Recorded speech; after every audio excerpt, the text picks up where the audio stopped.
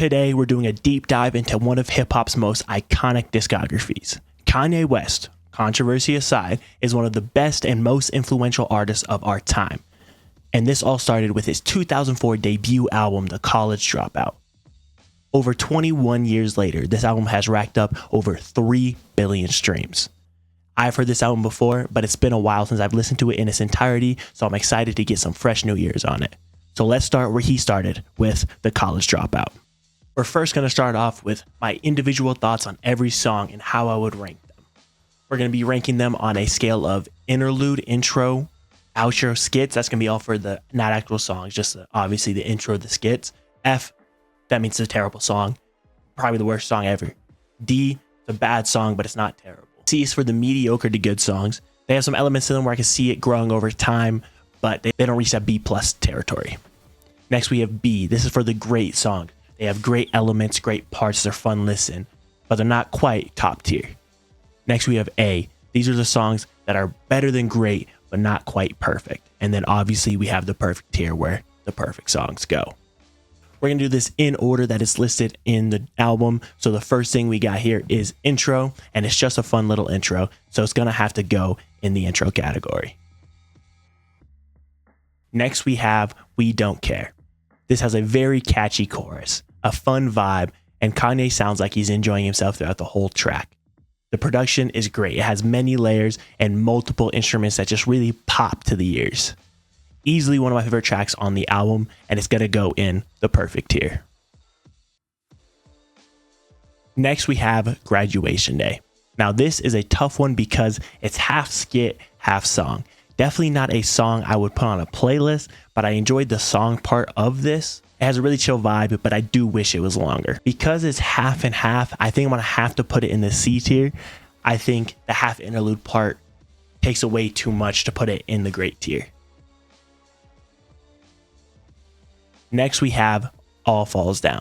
Selena Johnson has a very great and iconic feature on this song. The acoustic elements mix well with the drums, which leads ultimately to a really good production on this song. Kanye also has a fresh sound that sounds like he genuinely loves this song and what he's put into it, which I almost feel like he loses in his later projects, especially the ones in the 2020s. This has been one of my favorite Kanye songs for a very, very long time, so it's definitely going to have to go in the perfect tier.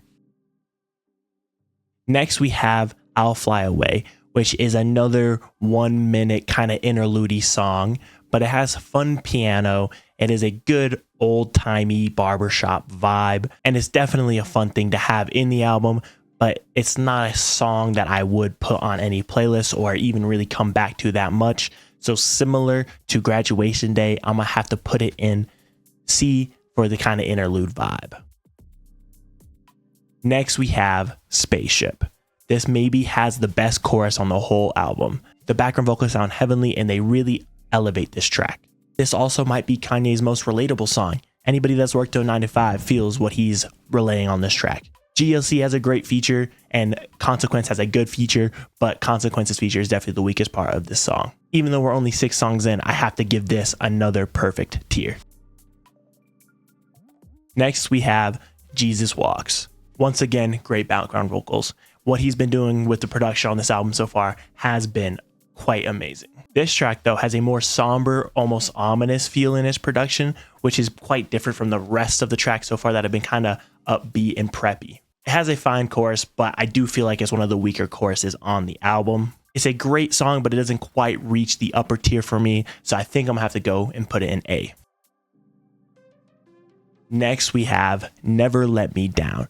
Now, this has 2 verses from Jay-Z, and I've never been a big Jay-Z fan, so I wasn't a huge fan of either. And I do think Kanye definitely outperforms it on this song. Jay Ivy is another feature on this song, and I think it's all right, but it felt more like a speech than it did a verse. The production on this is still good because it's early Kanye, but it doesn't wow me like some of the other tracks on this album did. Now, I think this would have been a C, but that chorus on Never Let Me Down really elevates this song to me. So I'm going to take it from a C and put it in our first song in the B tier. Next, we have Get 'Em High. This song has a really funky beat, and that beat creates a great vibe around this song. It is probably one of my favorite productions on this whole album. The chorus is a bit weak and repetitive, and neither feature are my favorites, so it does ride the line between C or B for me. I had it on B in first listen, but I think I'm gonna have to drop it down to C here just because it didn't hold up. Next, we have Workout Plan, which is a fun little skit that leads into the next song, the new Workout Plan. So it's going to go in the interlude tier. Like I said, now we're in the new Workout Plan.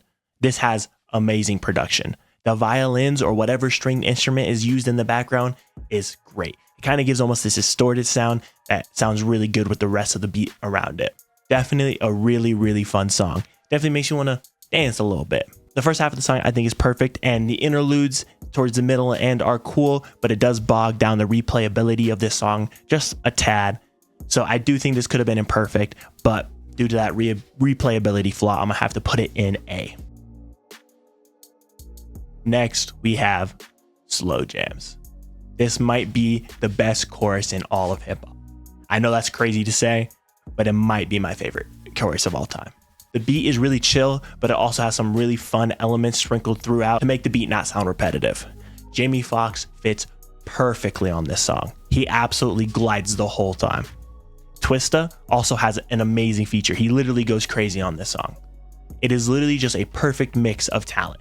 It might be in my top 5 Kanye songs of all time. Easily perfect. Next we have Breathe In, Breathe Out. There's some fun cadence work by Ludacris on this chorus, and the chorus is definitely fun, but it does get a little repetitive once you get like 3 times in. I do wish Luda would have got a verse. He only has a chorus on this, which is kind of weird because almost everyone else on this got a verse, so I wish Ludacris got a verse there. The production is fine, but it's definitely bottom half of the album for me. It's a great song, but it does lack the it factor I'm looking for, so I'm gonna put it in the low B tier. Next we have School Spirit Skit 1. This is a funny skit that will obviously go in the interlude tier. Next we have School Spirit, the song that accompanies both the skit before this and after this. I think this has a great chorus, but the step part does get a little bit repetitive. Good background vocals for the 3rd time on this album. Good production, but it's nothing special. I really like this on first listen. I really like this song on first listen, but it has got worse to me every re-listen since. So if this was based on the first time I listened to it, I think this would have gone A tier for me, but now I'm gonna put it in the B. We had School Spirit Skit 1, so now we have School Spirit Skit 2. Just like the first one, it's a funny skit, but it's an interlude, so it goes in the interlude tier. We get another skit, this time with Lil Jimmy's skit. This might be the funniest skit on the whole album, but it is a skit, so it's going to go in the interlude tier. Next, we have 2 Words. Mos Def has a great feature on this, and he's probably the best part of this song. The chorus is fine, but not one of my favorites. Production gives off a vibe that makes you kind of feel like a G. It's kind of hard. It's kind of a different vibe to the rest of the album because we've had upbeat stuff, we've had some chiller stuff, but this just kind of hits just differently. The choir goes incredibly hard. Once again, in the background, used well. Freeway also is on this, has a cool feature, but definitely probably the weakest part of the song for me. But this did the opposite of what School Spirit did, and on first listen I was a little bit lower, but every listen since I have raised my opinion. So how that would have been a B last time, it now goes up into the A tier. Next we have Through the Wire. This has some great uplifting production that is very light. This also has good meaning behind it, talking about his crash.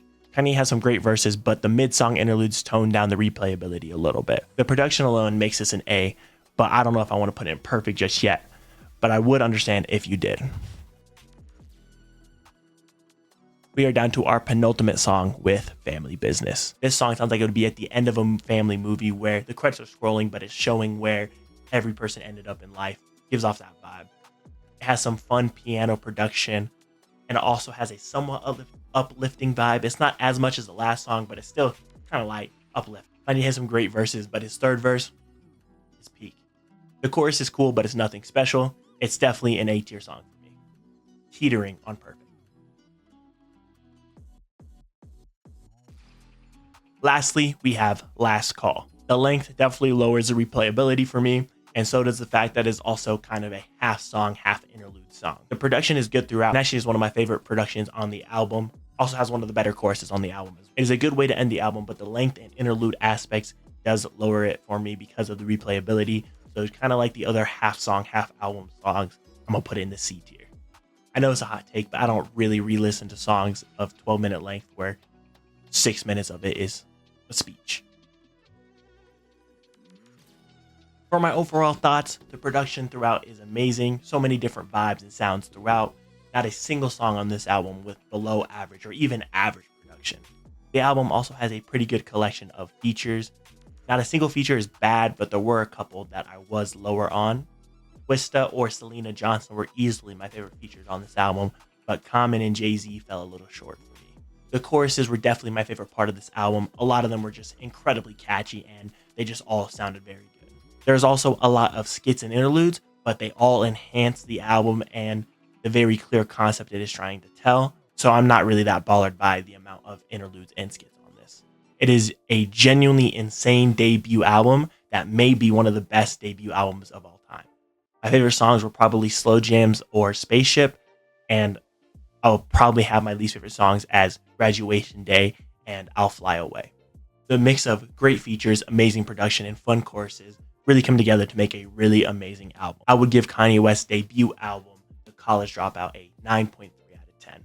Easily an amazing album, but it doesn't quite reach the perfect album tier for me. As this is the first album in the discography review, it's gonna have to go in the first spot as the best album in his discography so far. That was my review of Kanye West's debut album, The College Dropout. If you enjoyed this review and are excited to see what I think of Kanye's next album, Late Registration, make sure you like this video and subscribe so you don't miss it. Peace. I would give you the world, baby girl. You just gotta be worth it.